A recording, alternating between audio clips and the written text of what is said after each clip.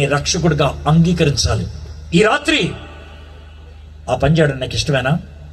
నీకు ఇష్టమైతే యేసయ్యా నువ్వు నా కోసం చనిపోయావని నేను అర్థం చేసుకున్నాను, నా అతిక్రమాన్ని నా దోషాన్ని నీ మీద వేసుకున్నావు, నా కోసం నేను నలగొట్టారు, నా కోసం నేను చెత్తకొట్టారు, నన్ను క్షమించేసయా, నన్ను క్షమించు. ఈ రాత్రి ఈ పాపపు సంఖ్యల నుంచి నాకు విడుదల కలిగించు.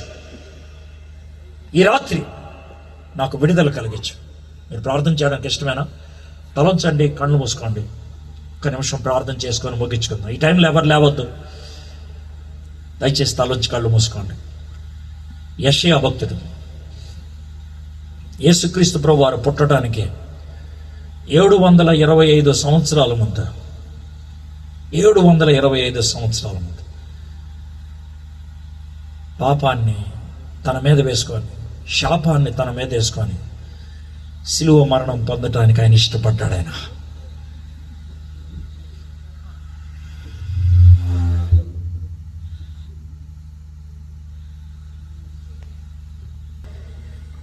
నీ మనసులోకి చూసుకోగలిగితే 3 మేకులకి ఆయన బిగుసుకుపోయి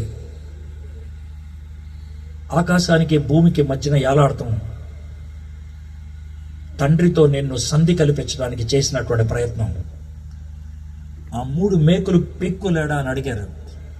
ఆయన పిక్కోలేదు. ఎందుకో తెలుసా? సమాధిని జయించి బయటకు రావడానికే.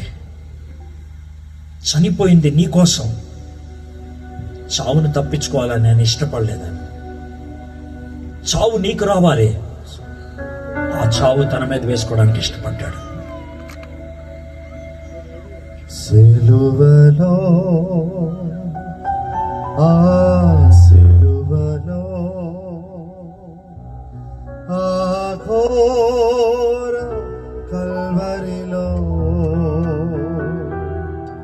తులువల మధ్యలో వ్రేలాడిన యేసయ్యా, తులువల మధ్యలో వ్రేలాడిన యేసయ్యా, వెలి అయిన యేసయ్యా,